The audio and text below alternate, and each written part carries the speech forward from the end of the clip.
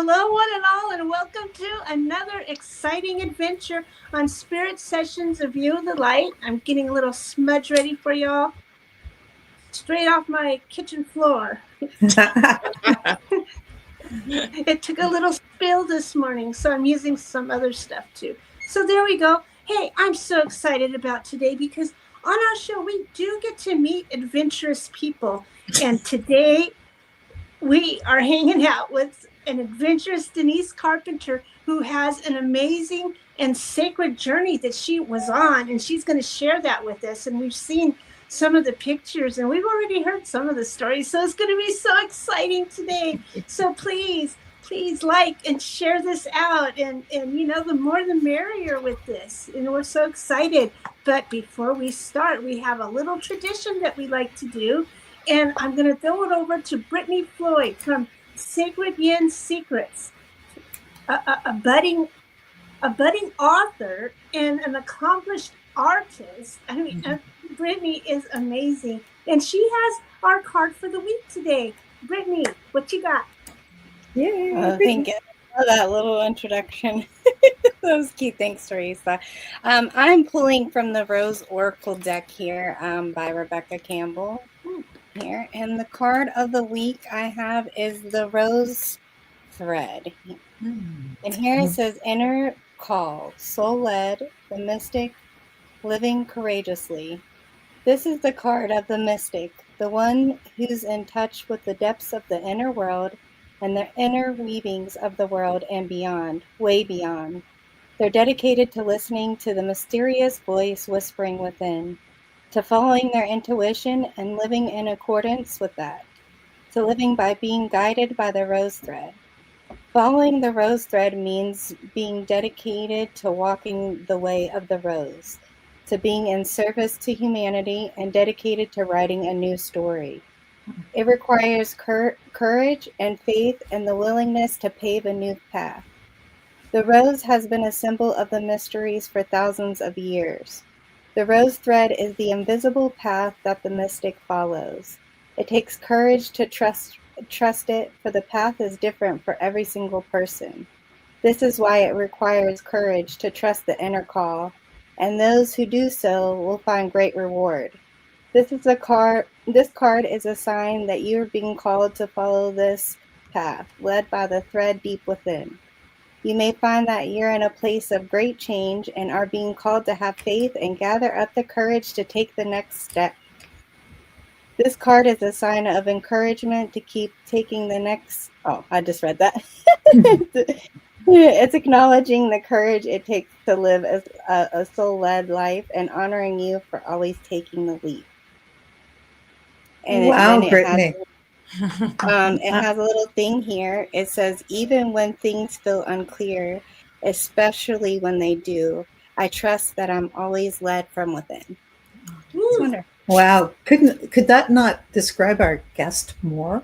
I don't know. I was just thinking all that you're saying is all about Denise Carpenter. Now, Denise joined us last summer. Well, I guess it was early summer, before she went on this wonderful journey to Japan. And she was talking to us about Reiki, and she was involved in learning Reiki from the Eastern perspective, like the Japanese Reiki, we would call it.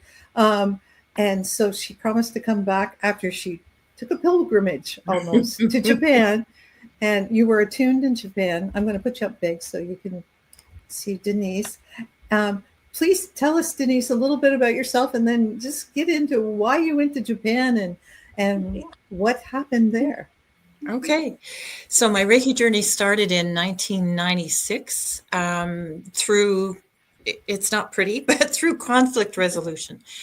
And from there, I realized through some, you know how Reiki just makes itself known to you? Uh-huh. Well, in an argument, it made itself known to me.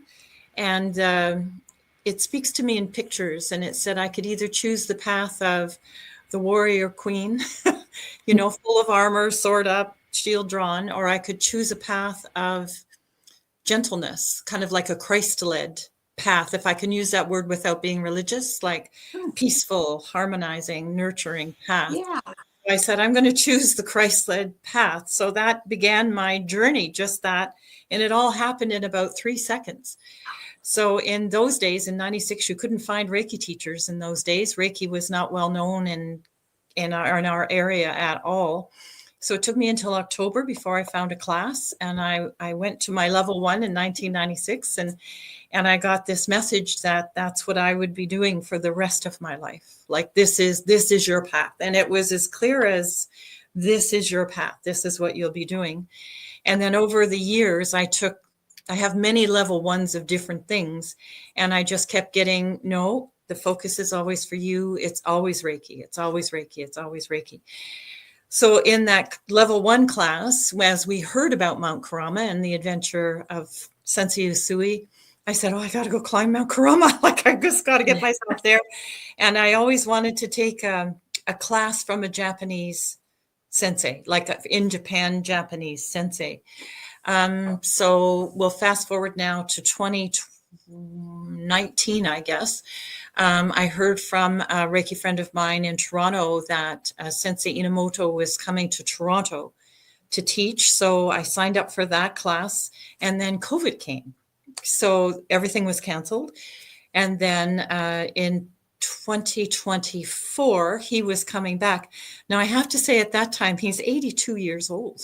Like, wow. I thought, oh my gosh, how's this guy going to travel here and do all this stuff? And he was scheduled to teach in Toronto. And then I think he was heading to either Edmonton or Calgary to teach again in like the next week. And I thought, like, I just didn't know how that was going to happen until I met him. So here he is, a sensei in kind of a an Eastern dress of like a gi, like we use like karate gis. He had a gi on. So in that Toronto class in 2023, I guess I went. Yeah, in 2023, there were 30 people, and it was awesome. So that was the start of going to Japan. So then in 2024, as these classes came up, I thought, I got to go. And then I don't know how I got invited to go. So I opened up my email so we went in July. So I must have opened up my email in May or April, and there's an invitation to go to Japan. It's sitting in my email. And I thought, okay, I'm going. I don't care what I have to do or what I have to sell. I'm going to go. So that was just so exciting. So I just got back to them and said, yes, I was going to go. And then one of my students, I have 2 students that are now Reiki masters, teachers. One of them, I was just talking about it at one of our shares, and she said, I want to go. So she emailed over, and she was accepted in. And then one of the other teachers, she was in having a Reiki session, and she said, I don't know what's going on, but this little bald Japanese guy is here with us going, come on. So she said, I said, maybe you're supposed to go to Japan with us. So anyway, she emailed over and she got into the class as well. So the 3 of us headed off to Japan in July of 2024. And so her husband, the one woman, Regan, her husband came and picked me up with her, and we went to Montreal. So we had a direct flight from Montreal to Tokyo. So, and I had been coaching myself. I wanted to just have the experience from a place of wonderment. So I didn't want an agenda in my head, and I didn't want to research all kinds of things. I just wanted to go and just take it in as a child would take it in. So I purposely, the other 2 were doing all kinds of research and doing all the bookings and everything. So I knew I was in good hands, like I would be just fine. So I just kept myself in this place of wonderment. So we drove to Montreal and got on as we get to the airport, all of that Montreal is a pretty easy airport to get your way through. So we got up to the check-in, the boarding check-in, and Regan and I were upgraded to first class. So that was the first signal, this was just going to be awesome. So we get on I don't travel first class. I travel economy, right? So this was my one and only. So I thought, oh yeah. And it's a 14-hour flight. We were direct from Montreal to Tokyo. So here we are, first class, drinking wine, food. It was glorious, I have to say, watching movies, reading books, having a nap. Like it was surreal would be the word I would use, especially in my world, So we get to the airport and Tokyo, I looked it up. Tokyo has how many people? 130 million people are in Japan compared to the 40 million in Canada. No, the 10 million in Canada. And Tokyo has 9 of those 130. So like this city knows how to move people around Oh my goodness. and where So you're going. huge. Yeah. Huge. Oh, it's huge. Oh, I've never experienced anything like that. So we land and again, you're nervous. It's the first time to travel. And I should say my beautiful children for Christmas of 2024 gave me Japanese language lessons. That was my gift. So before I even got to Japan, I had this marvelous experience with these 2 Japanese tutors. So konnichiwa. So I spent months learning just kind of Japanese, how to be out in the public and not make a fool of yourself. And they call it Japanglish. I wasn't even really learning Japanese. I was learning Japanglish. But these 2 beautiful young women we just bonded. So they really helped me. And then they would talk about the culture. So how you greet people, like you don't touch, how you greet, personal space, like because there's so many people, social distancing just doesn't happen. So you also just don't touch, you bow, just different kinds of things. You speak in low tones, that was fun, just getting ready to go on the trip. Those 2 just added so much joy to the adventure. So we get to Tokyo Airport and I'm just thinking, oh my God. So everything is clearly marked. Japanese, and then the next language is English. And then the next language, I didn't know what it was at all. But 3 languages. And everywhere we went, there were the 3 languages that just said how to get from one place to the other. And it was seamless. Like out of the airport, we took the low-cost bus because, already it was expensive to get over there. So we were trying to be, what would you call that? Financially responsible. Fiscally responsible. Fiscally responsible. We were trying to do that. So it was just so easy. And then we get to the hotel where the class was going to be held. So the class itself was 4 days intensive in a classroom. And then on day 5, they took us on a bus trip to Mount Karama. And then the next day they took us on a bus trip sightseeing. So it was just like a marvelous time. So we get there and they have everybody gather and it ends up there's people from 10 different countries there. 10. And again, I'd never been in a venue or an environment like that. And I thought, how does this work? And then the official language was English. So everybody had some form of English. And then when we're in class the next day, I'm going to say it took 2 days before everybody could really understand what everybody else was saying in English. And there were lots of helpers. So lots of people, if somebody got stuck on a word, they would translate for them. So that in itself was just awesome. There was, I think, 33 people altogether, 10 different languages. Like it really was just amazing. And now Sensei's 84, teaching 33 people. He did have someone sitting at the front with him, helping him, but he's a Buddhist monk of the Pure Land sect as well as Reiki master. And the style of Reiki that I learned is called Komyo Reiki-do. So he just embodied it. And I thought, well, there's my role model. That's where I want to take my practice, how I want to be. So we had 4 days of in class. And in Japan, we think we're polite as Canadians. Like this was over the top polite. Everybody bowed to you. Everybody greeted you. The service in all of the restaurants was impeccable. And if they didn't speak English, we managed. Like they worked with you until they figured out what you wanted. The hotel where we were, I'm gluten-free and dairy-free. So I always had a special meal in a special box marked with my name on it. Wow. Always. Like the service was incredible. The other fun thing about that hotel and the other hotel we stayed in, and I'll get to that in a bit. I'm tall in Japan. I'm 5'5". I've never been tall before. So that was kind of fun to be tall, So that was great. And I can't say enough. My body loved the food. All fresh, always. We stayed in Tokyu. It's Tokyu Hotel. And service was impeccable. The food was impeccable. The environment itself really lent itself to, you felt very safe. You felt very looked after. You could relax into your class and really go into the energy of what was in the room. And I should say, everybody that was at that class was a Reiki master.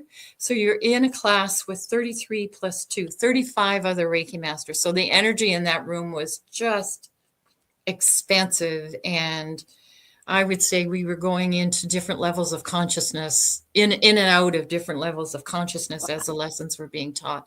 So that was just awesome, just awesome. And then one night we actually went to Sensei's temple and we did a Reiki share at his temple with, I think there were 60 people. Have you ever been at a Reiki share with 60 people? Wow. Like, oh my gosh. No, my living room only holds 6 or 8, and that's the biggest we've ever gotten.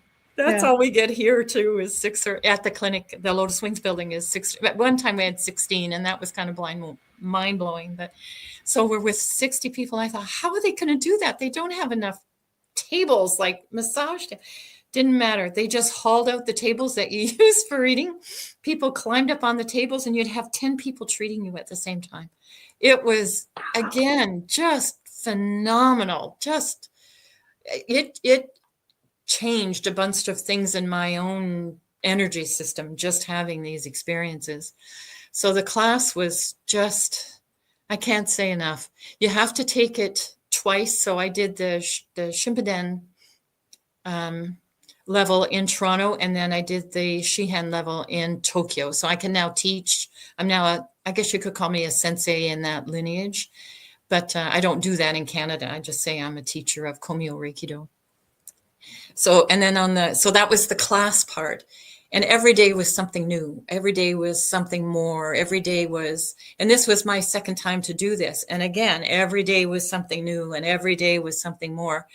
So the one woman that I traveled with, that was her first time. So she wants to go back in 2026 and take her second time, and asked me if I'd go with her. So you can guess what I said. Oh. So hopefully if it all plays out and it's meant to be, I will go back. I would just love to take it again and really just get deeper and deeper into those levels and into those teachings. So on day 5, we went to Mount Kurama. We went on a bus tour. So I should say the weather in Japan is hot in July. Most days were around 40 degrees Celsius. So the first day I learned you don't wear makeup because you sweat it off. Like, your hair is just different. So you have to dress according. You don't wear makeup. I never did my hair, didn't use hairspray because it stuck to my head. My hair stuck to my head if I used hairspray with all this sweat. And you needed to have an umbrella to keep the sun off you, because the first day we did a little sightseeing. We went a day early. We're in Kyoto at this time for the class. So we went to see, what did we go see? The bamboo forest and one other thing, and I can't think of it right now. But that day I got so sunburned because I didn't know to take an umbrella. So then I learned if I'm going to be outside, I needed to have an umbrella, because it's just, the sun just beats you. But I didn't care. I just cream on and went out again. So it was fine. And I should say we landed in Tokyo, and then we got to Kyoto on the Shinkansen. We took the bullet train. So that, and again, it was just awesome. So you're traveling at, I looked up the highest speed it goes is, where is their speed? At 320 kilometers an hour is the highest speed. Let me say that again. 320 kilometers an hour is the high speed. So you try to look out the window and it's just zoot, zoot, zoot, Wow. like everything just goes by you. But I don't know that we got that high. I think we were around 2 to 250 most of the time, because if you focused ahead, you could kind of see it as you were going by it. So we took the Shimpanzan to, the Shimpanzan train, the bullet train to Kyoto. And Kyoto has how many people? Kyoto. So that's about 150 miles per hour. I know.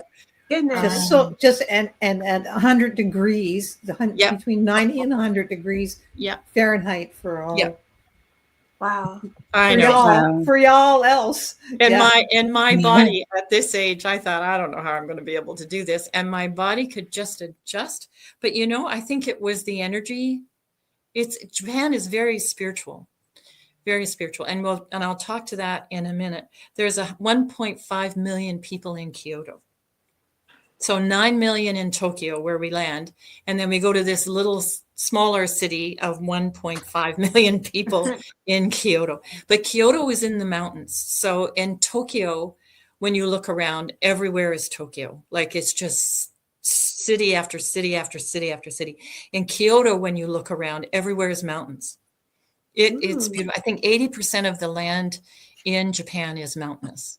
So the landscape is gorgeous and the energy is gorgeous. And there's the energy of the people is very respectful, and it's very, they see spirit in everything.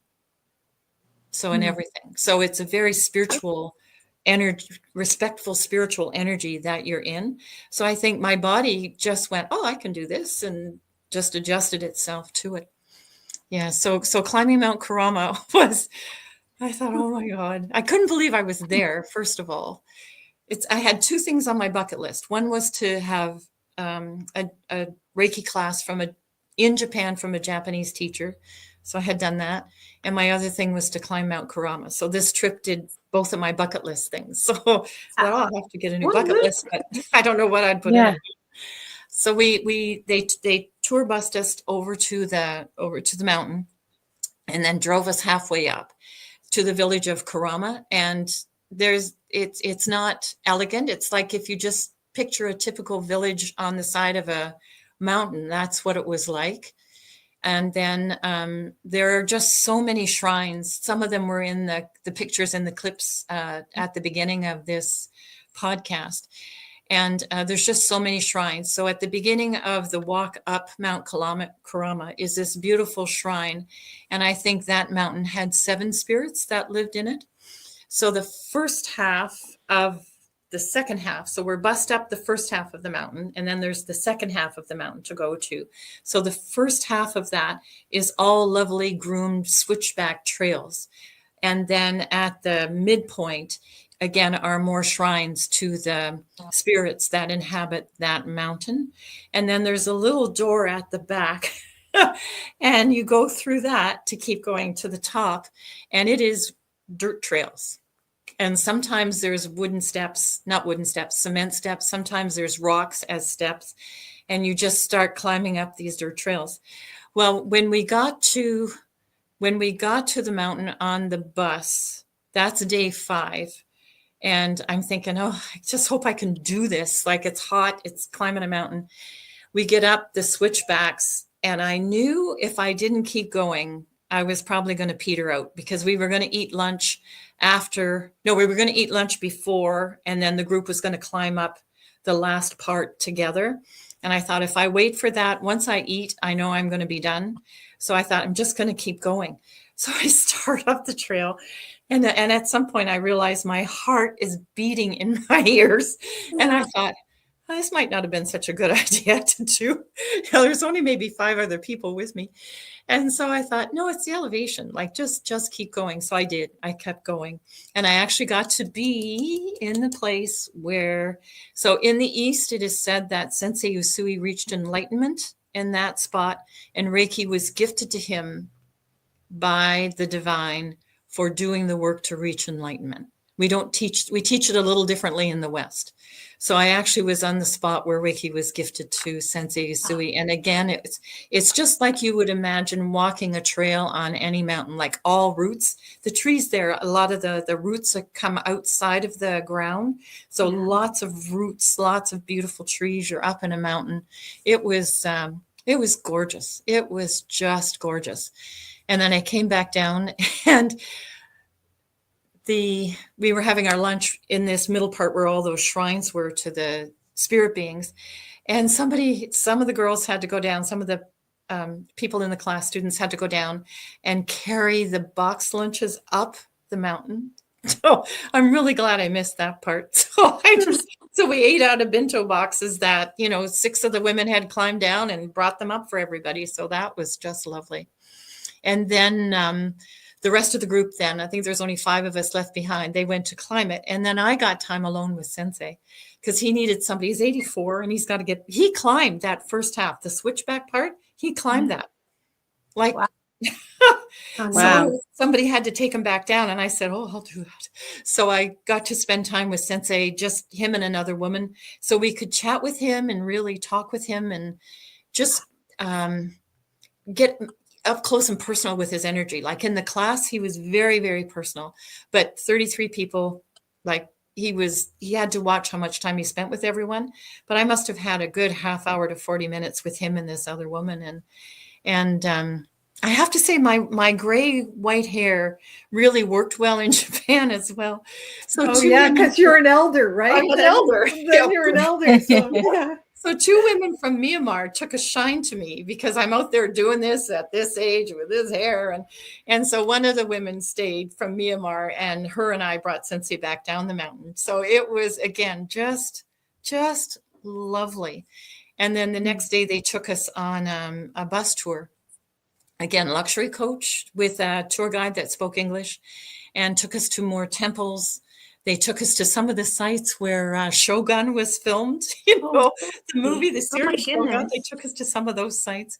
They took us to these beautiful Japanese restaurants for lunch. Like we were just treated so well. I couldn't think of one thing that they could have done differently to make it a better experience.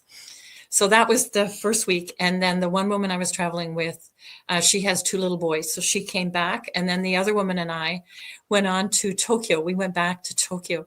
So the other woman has this holiday, it's called a holiday package of something where she can buy these really great deals. So she booked us in to an executive luxury hotel in Tokyo for $130 a night. Canadian each. Oh, neat. Nice. It was, again, awesome. Amazing. Way out of my field of experience. We couldn't afford to eat there. It was just bizarre. But again, it was just, when are we going to be back there to try that? So I thought, we're here, we're just going to give it a go. So that in itself was just an experience. The breakfast place. The breakfast was kind of like a buffet. It was $50 Canadian for breakfast. I did it 4 times because I just had to go back to there.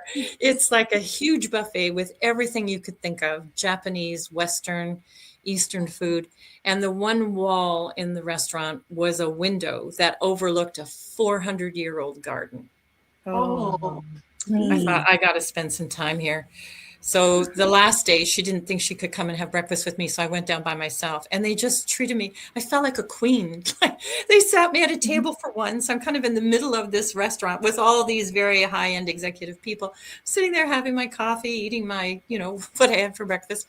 And it was just unbelievable with this 400-year-old garden just sitting here, sending you energy, it was magical.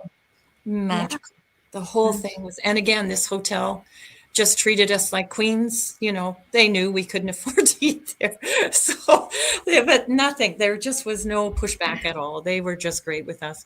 So the last day, Regan and I decided to have a massage while we're in the hotel. So the massage therapist comes up to your room and she's got these teeny tiny little Japanese hands. So you lay on the bed and she just gets right on the bed with you, and she just starts working all the muscles, because we're going to be on a 14-hour flight back the next day. So it was just a beautiful ending to the whole thing. And then if I could just talk briefly about the Western Reiki and Eastern Oh, Reiki. yeah. We'd love to hear it. Yeah, for sure. Yeah. So one of the first things was there's a lot of similarity. So it mainly I would say the difference come in through culture. So in the East, there, again, it's a very spiritual culture to begin with. So level 1, level 2 are all about the hands-on therapy aspects of Reiki. But level 3 and the teacher are all about your spiritual practice. So I'm going to bring that back into my Western practice, where now I'm going to have to take a course from you. So that's all there is to it. The level 1 start bringing in a meditation. Like, I'd like them to start. I think it could help them grow in their practice, just a daily meditation. And they give meditations in the notes that you can just bring back and insert into your practice.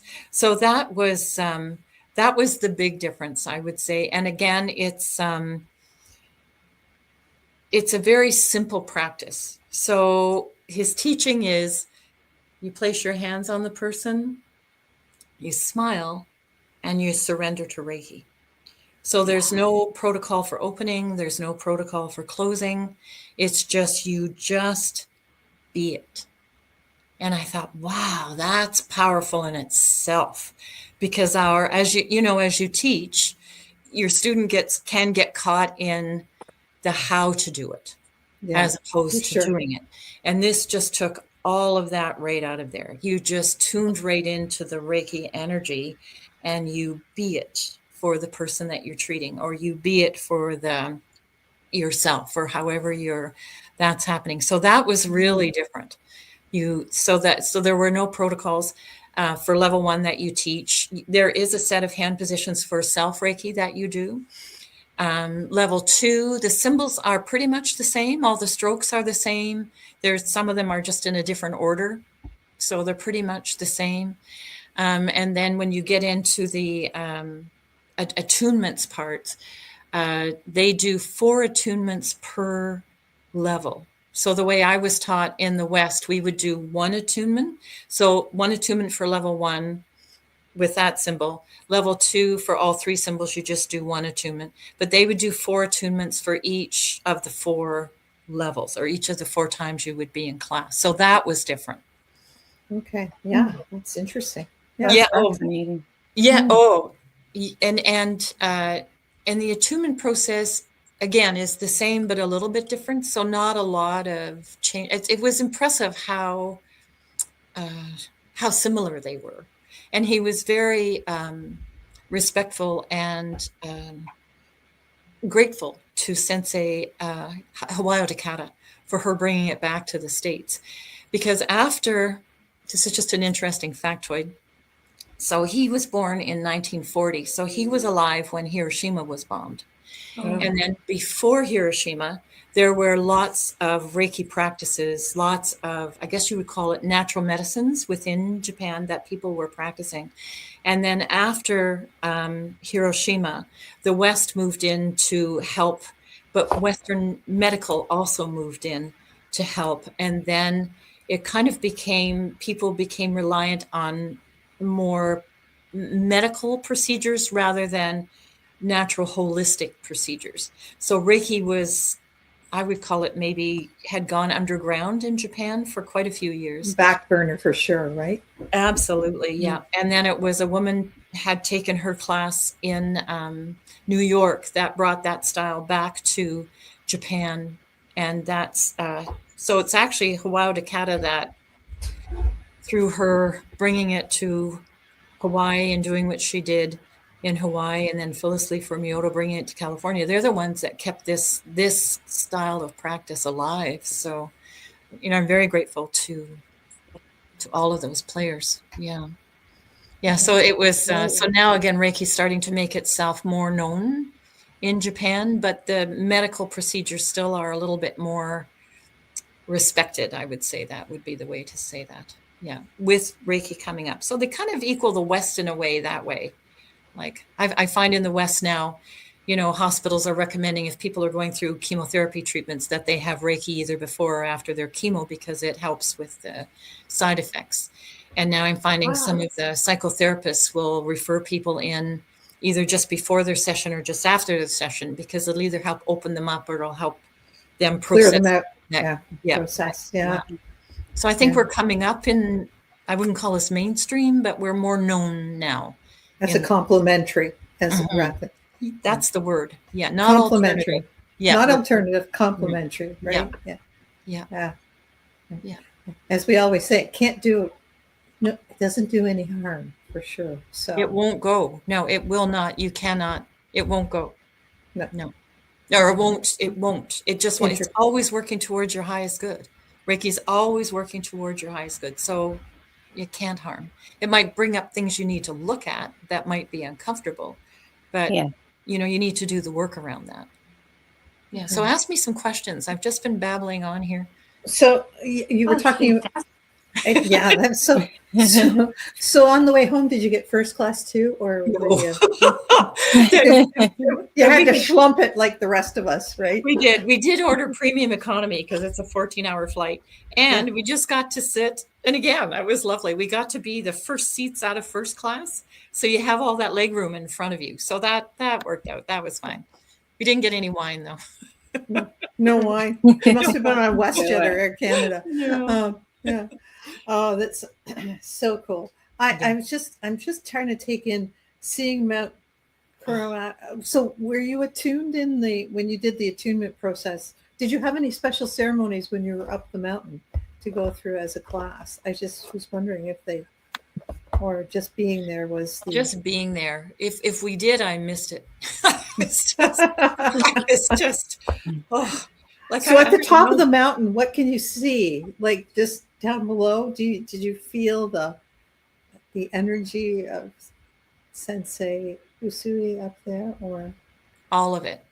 I should have sent some photos of the mountain. So as you're going up the mountain and you look down, it's just this beautiful forest land with these temple roofs, kind of interspersed in the green. So it was just lovely.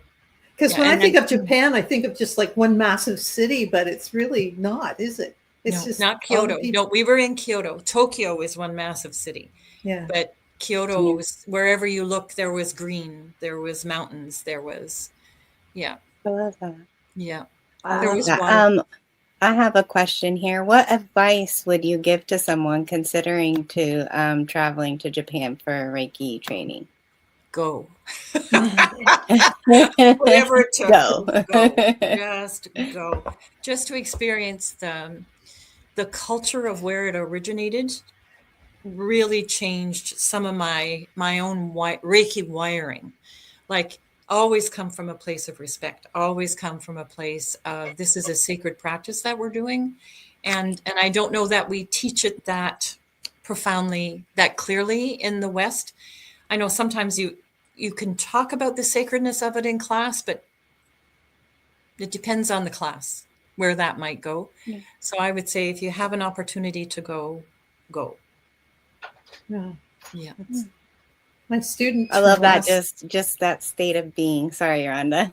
No. I just the state of being. Can you feel it? Allowing. Like I'm back there now. Yeah. I'm back there. It's just that. It was just that for that whole week. Yeah, I'm tingling all over just listening to you. So I'm sweaty. I'm sweaty. Yeah. And then peaceful. Are you peaceful and aligned? Yeah. Yes. It's and people who are watching this, like, just tune into the energy. It's out there for you. Like when we talk about it, my hands heat up. I don't know about yours. My hands heat up when I talk about it. It's a natural reaction for me. So what's next for Denise? You're going to be teaching this style or incorporating it in your classes this way? Or no. How is that going to work? Yeah. So we're not allowed to incorporate. We have to keep, so the style that I learned is called Komyo Reikido, and it needs to stay as Komio Reiki Do. So you have to sign documents and all kinds of things. So I've taught the level 1 Shodan level twice now, and it's just a pleasure to teach. But I teach both. So I teach, I call it Western Reiki through Hawaii Odakata. So just the traditional, the way we've all been taught Reiki, and then I can also teach the other, the Komio Reiki Do. And you go through the 3 levels with you for the Komio Reiki. Yeah, there's quite a few teachers actually in Canada. So you could go online. If you go on Komio Reiki Do International, then you can find teachers close to you within Canada that do this teaching. Very cool. Yeah. That's so cool. Yeah. So next I want to go back to Japan one more time. But I think now that I've had the experience of getting out of one style of Reiki and being introduced to another, I think I might want to learn another style of Reiki yet. One more, and just try it on, see where it does. And have you got any ones that are piquing your interest? Because I know it's all like facets of the same diamond. Exactly. So it's just like you say, it's to expand you more than change you, because the energy is the same. But yes, I would say that's exactly what happened. I grew. Having this experience really grew my practice. So I'll often, when I'm treating now, I try to stay out of the mind, and I do the hands-on smile. He goes, hands-on, smile, and surrender. So I'll remind myself of that. If I'm getting caught snagging myself or getting too involved in the treatment or whatever it may be, I'll just back up and just remember that. So I think I'd like to learn Jikiden Reiki next. And where's that originate from? It's another Japanese from Japan, but I think it's got more of a German flavor to it. Oh wow! So there'll be more protocols. So more specified hand positions, more protocols. So I just more like a cheery. Oh my gosh, my brain went. He was all about the hand positions. Yes. Yeah, so I think it would be more like that. It'd be a bit more specific on what you do. So they didn't teach hand positions in Komio Reiki Do, what I took in Japan. You're to use, and I love this part, intuitive. You start your students being intuitive. You teach them how to do a self session, and then they're intuitive with clients. And that's how I teach the Western myself. That's myself too. That's what I learned. The hand positions are to make you feel comfortable.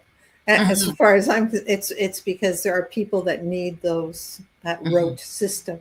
But then I said, if there's no way wrong to do it, like you have to. It's so hard. Still, there's no wrong way to do it. You can't mess up your student. You can't do it because you're not doing it. You're not doing it. Yeah. So that's the best way. It's Reiki energy flowing through you. You just have to be a really good channel. Clear channel is what I would say. Just like you say, smile, put your hands on it, and let it go. Right. And then I find to clear your own channel, like Reiki will bring up things for you as the teacher or as the practitioner to work on, so that you can keep your channel clear, or you can clear your channel even more, or clear your channel even deeper. So I think we're a constant work in progress. Yeah. No matter what we do. Yeah. Until we go. Yeah, for sure. Oh, this has been wonderful. Any girls, if you got any questions or any answers, we can all just send Reiki. Brittany, do you have Reiki? I didn't know if you have. Yeah, I have a Reiki master. Mm-hmm. Excellent. And Teresa's level 2, so we're awesome. Oh, Reiki people, so excited. That's awesome. So are you going to, Brittany, are you going to Japan? I would love to. I would love to. I need to budget it somehow, some way. It costs about. I don't know if I could do with all them people though. Like you said, it's like spiritually, energetically, like I could handle that. But as far as like out here being around all them people, I am not that person. So I have to come clean here. So the last day we're in Tokyo. So the woman who had that great vacation package discount, she went down to the pool, and I hid out in my room for the day with a book. I had gone down to the concession stand and bought all kinds of snacks, and I just stayed in my room for the day because I was peopled out. Oh, yeah. And I thought, oh, I'm going to be on a plane with all these people tomorrow. I better just stay in my room. So I did with my book. So I hear you. Like it's a lot of people. Wow. But and the other interesting thing, it's a lot of people, but they're so polite. So when you walk down, there's no litter. There's no litter on the street. I love None. that. It's very clean. And when you walk down the street, if you're walking in one direction, you walk on this side of the sidewalk. And if you're coming the other way, you walk on the other side of the sidewalk. And if somebody comes up behind you that's walking faster, they wait until they can respectfully move around you. So that was mind-blowing, you know. And then the other thing that really was awesome, when you're driving, we were in like Tokyo and Kyoto. These are big cities. Nobody was blowing their horns in traffic. Neat. And if you needed to merge, you just put your blinker on, this car backed up and let you come in.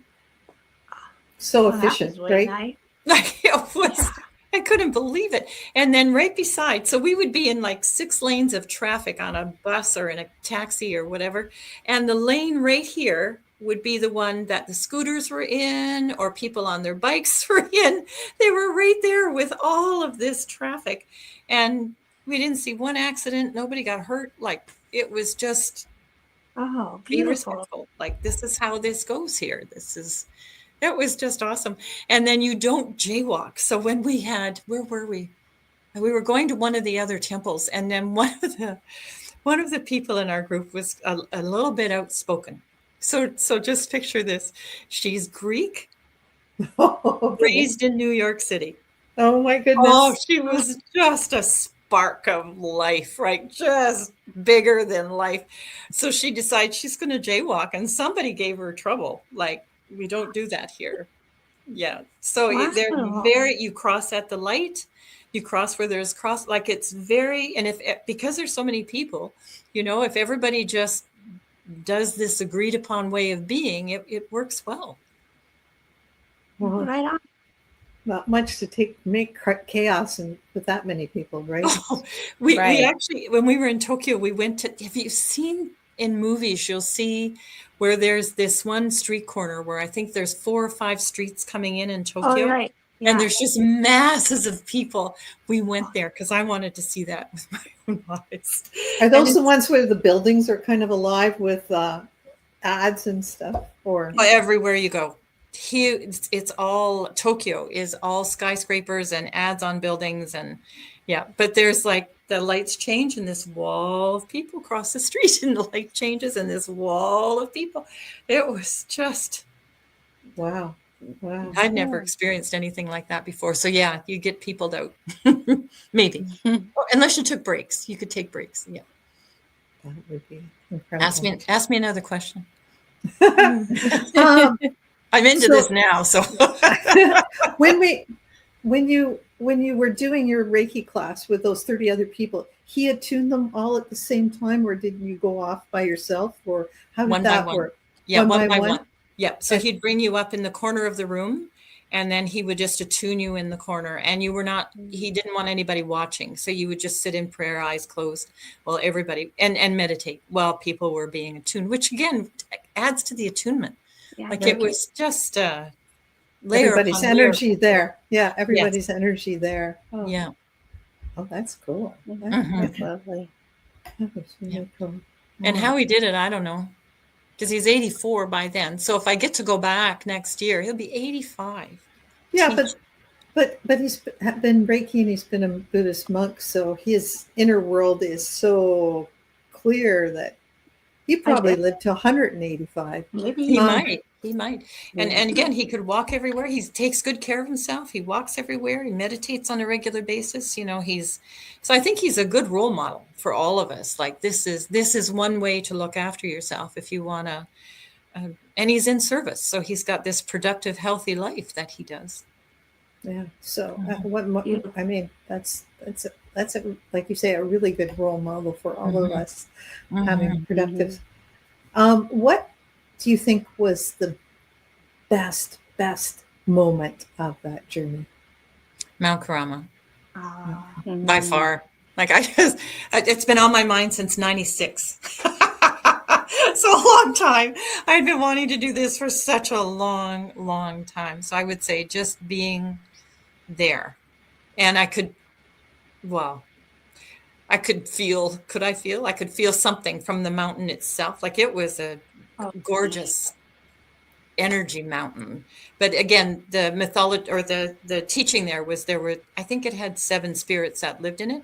So I didn't want to attribute it all to Sensei Usui or to Reiki, but wow, it was just phenomenal. Was there a monument to Usui there? Or there's a monument somewhere, but I'm not sure where it is. Yeah, we didn't get there. It's in Sojiho, Tokyo, which was like a bus ride and a train ride or something away from the hotel we were staying at.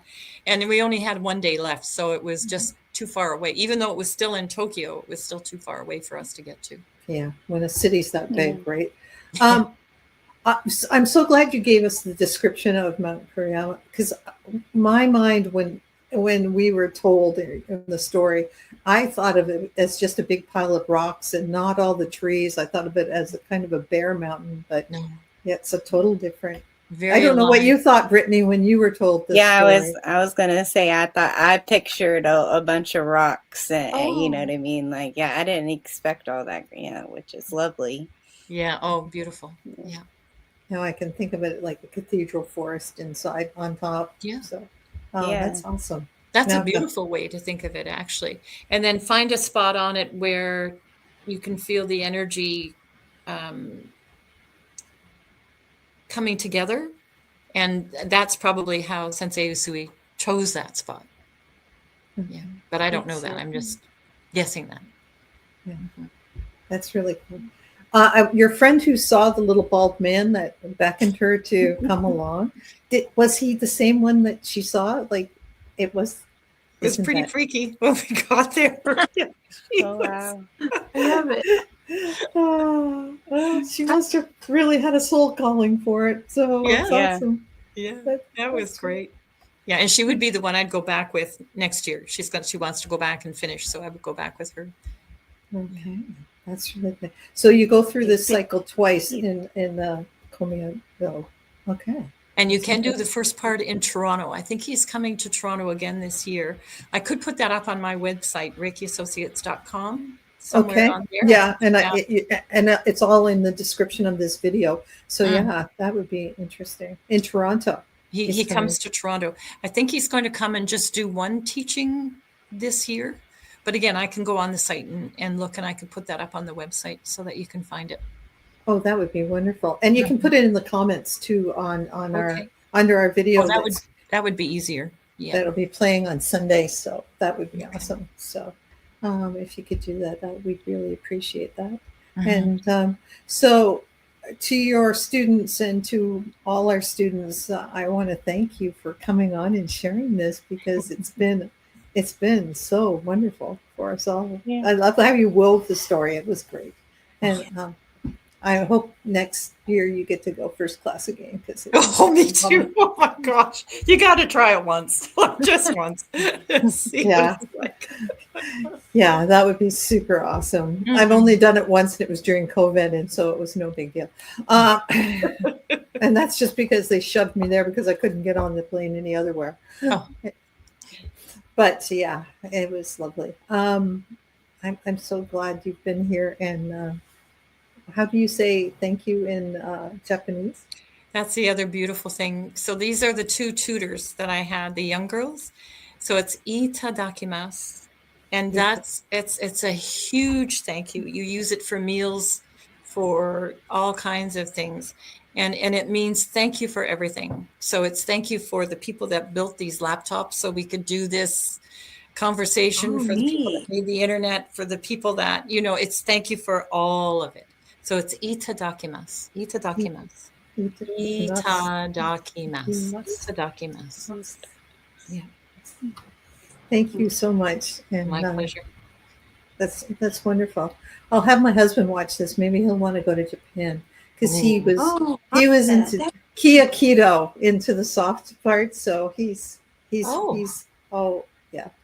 got him in sort of sideways into all this. So. It was great. It took him a few years, but yeah, he was doing keto for years. So Beautiful. Nice.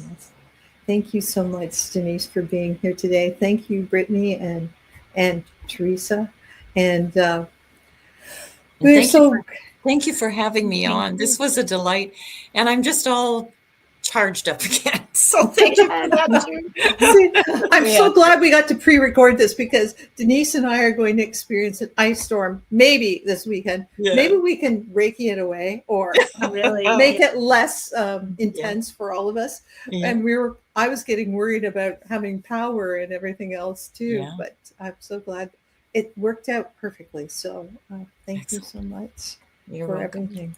And you guys, we'll talk to you on the other side. Stay with us. Thanks so much. I'm just got to get the media here. Okay. Thank you. Bye. My pleasure. My pleasure. Bye.